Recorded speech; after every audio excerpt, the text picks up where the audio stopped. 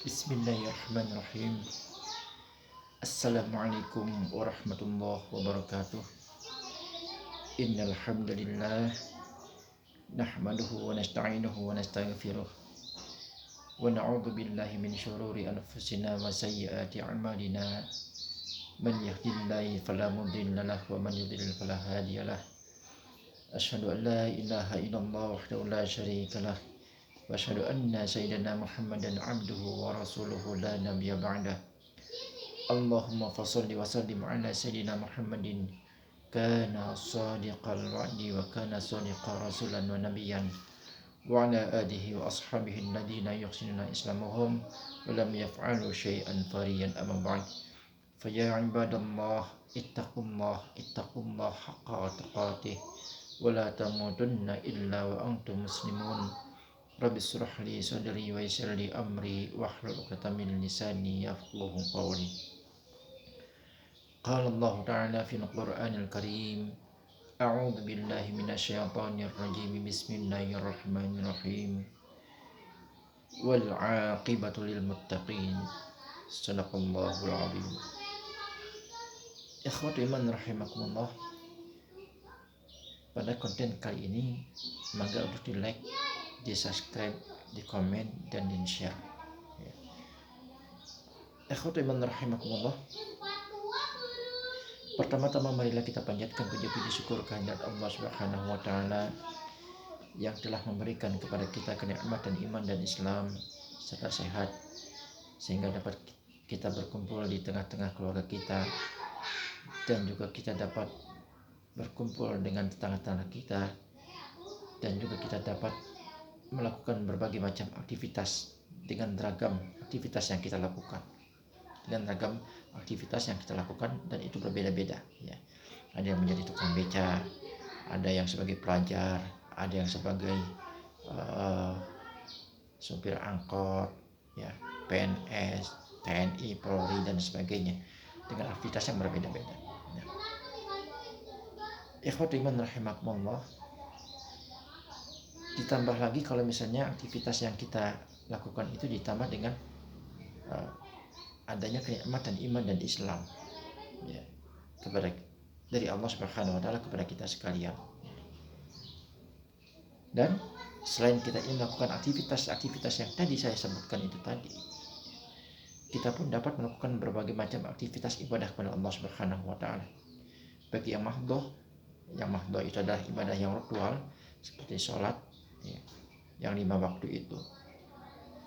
Dan ibadah yang ghair mahdhah itu adalah ibadah yang non ritual seperti ibadah mencari nafkah untuk menafkahi diri kita masing-masing dan untuk menafkahi orang-orang yang berada di bawah tanggung jawab kita.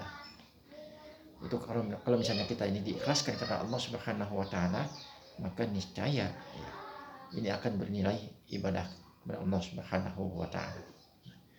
Semoga salam serta salawat selalu dan senantiasa dilimpahkan kepada junjungan kita Nabi besar Muhammad Sallallahu Alaihi Wasallam beserta para keluarganya, sahabatnya, dan pengikutnya termasuk kita sekalian hingga akhir zaman nanti. Amin amin ya rabbal alamin. Ikhwati iman rahimakumullah. Kata bahagia itu sudah menjadi hal yang tidak asing untuk didengar oleh kita sekalian. Kata bahagia ini adalah merupakan suatu kata yang sering diperdengarkan oleh kita sekalian ketika kita ini berkomunikasi atau berbincang-bincang dengan saudara-saudara kita, baik yang seiman dan seakidah dengan kita maupun saudara-saudara yang keluarga, satu keluarga. Kata bahagia ini biasanya disandingkan dengan kata senang. Orang yang berbahagia itu biasanya kita menganggap bahwa orang itu sedang dalam keadaan senang ya. Kalau orang itu dalam keadaan senang berarti dia dalam keadaan bahagia. Semua orang dari usia TK atau misalnya dari usia yang baru dilahirkan dari rahim ibunya sampai dia menjelang diwafatkan oleh Allah Subhanahu wa taala, itu semuanya pasti menginginkan apa yang disebut dengan kebahagiaan itu, yang didorong dengan adanya rasa senang itu. Dan tidak ada satu fakta pun yang kita temukan ketika mereka itu sudah dilahirkan dari rahim ibunya dan mengalami kehidupan di dunia ini sampai menjelang Allah wafatkan nanti, tidak menginginkan kebahagiaan. Semuanya pasti kita menginginkan apa yang disebut dengan kebahagiaan itu tadi. Akan tetapi banyak di antara kita yang menilai bahwa kebahagiaan itu adalah sesuatu yang dirasakan oleh kita, ya, yang disebabkan, sekali lagi, yang disebabkan kita ini baru saja memperoleh apa yang kita inginkan.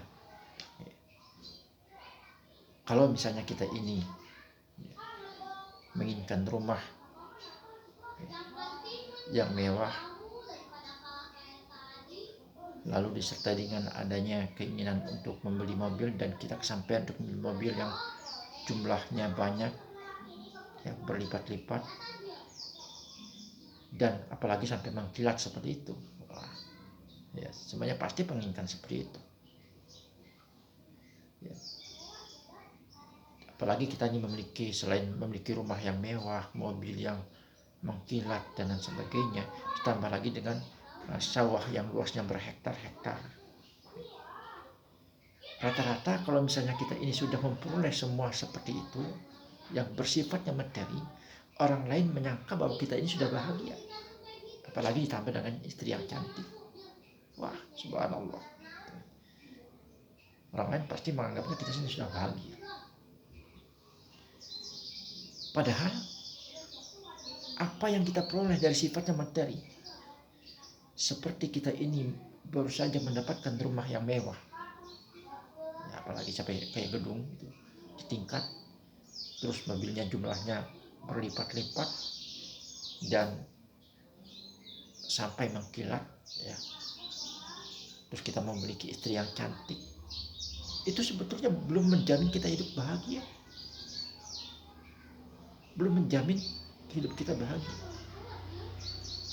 Banyak di antara kita yang memiliki istri yang cantik, tapi kehidupan mereka itu di bawah bayang-bayang kehancuran. Istrinya selingkuh misalkan.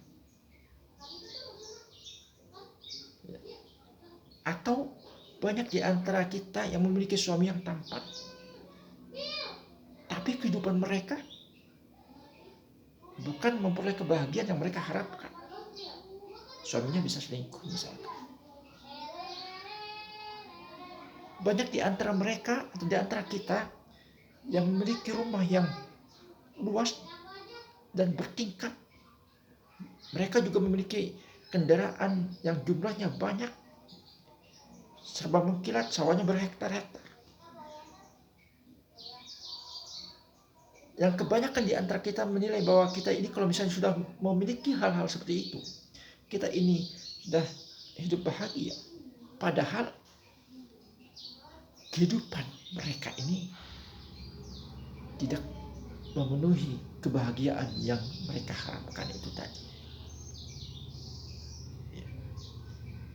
Kehidupan mereka di bawah bayang-bayang ketakutan. Jangan-jangan harta mereka ini diambil oleh negara kalau misalnya harta mereka ini diperoleh dari harta korupsi. Jadi harta itu yang kita miliki itu tidak menjamin kita hidup bahagia. Tergantung kita memperoleh harta itu dari mana dan mau kemanakan harta itu. Ada harta yang kita peroleh itu dari jalan yang halal, tapi kita belanjakan ke jalan yang haram. Nah, itu juga nanti akan menjadi sumber polemik ketidakbahagiaan kehidupan kita nantinya. Jadi harta yang kita peroleh itu belum menjamin kita ini untuk hidup bahagia.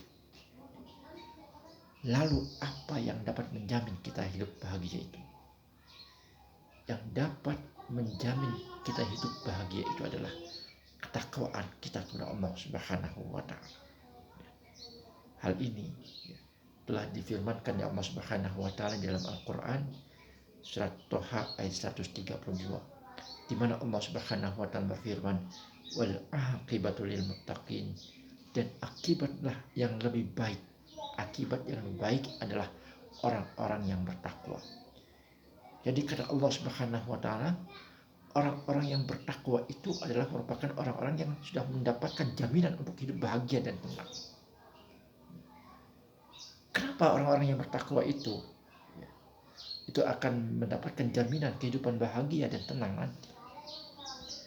Karena dari segi definisi saja, takwa itu menurut Ibnu Abbas radhiyallahu anhu, bahwa takwa itu adalah suatu perbuatan yang menjauhi kesyirikan, meninggalkan semua apa yang dilarang, dan melakukan apa semua yang diperintahkan oleh Allah Subhanahu wa taala. Secara garis besarnya, ketakwaan itu adalah kita senantiasa melakukan apa-apa yang telah diperintahkan oleh Allah Subhanahu wa taala dan meninggalkan apa yang semua dilarang oleh Allah Subhanahu wa taala. Kalau misalnya kita ini menjadi orang yang bertakwa, kita akan memperoleh kebahagiaan itu dengan cara kita meninggalkan semua yang dilarang oleh Allah Subhanahu wa taala. Lalu kita berusaha untuk mencari kehidupan duniawi yang serba gemerlap ini di atas dasar landasan ketakwaan kepada Allah Subhanahu wa taala.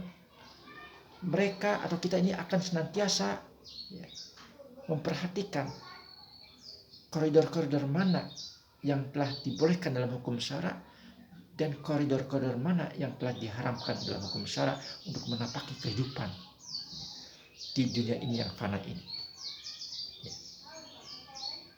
Kalau misalnya kita ingin menginginkan harta, rumah misalkan, kalau kita sebagai orang yang bertakwa, kita mencari jalan untuk meraih rumah itu dengan cara-cara yang dihalalkan oleh Allah Subhanahu wa taala, bukan cara-cara yang diharamkan oleh Allah Subhanahu wa taala. Kalau kita menginginkan uang yang jumlahnya banyak, semua orang pasti menginginkan uang yang jumlahnya banyak, miliaran rupiah pasti. Kalau misalnya kita orang bertakwa, untuk memperoleh uang yang miliaran rupiah itu, kita akan berusaha dengan sekuat tenaga dengan memperhatikan koridor mana yang dibolehkan oleh Allah dan mana koridor yang diharamkan oleh Allah Subhanahu wa taala. Kalau misalnya kita mengetahui bahwa korupsi itu diharamkan oleh Allah Subhanahu wa taala, maka kita tinggalkan itu korupsi.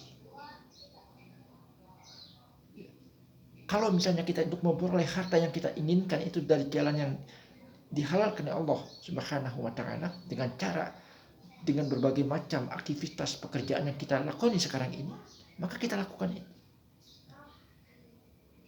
Kalau itu sudah kita lakukan untuk mencari duniawiyah dengan didasari landasan ketakwaan kepada Allah Subhanahu wa taala, dengan memperhatikan mana yang dihalalkan atau yang dibolehkan oleh Allah dan mana yang akan diharamkan oleh Allah Subhanahu wa taala.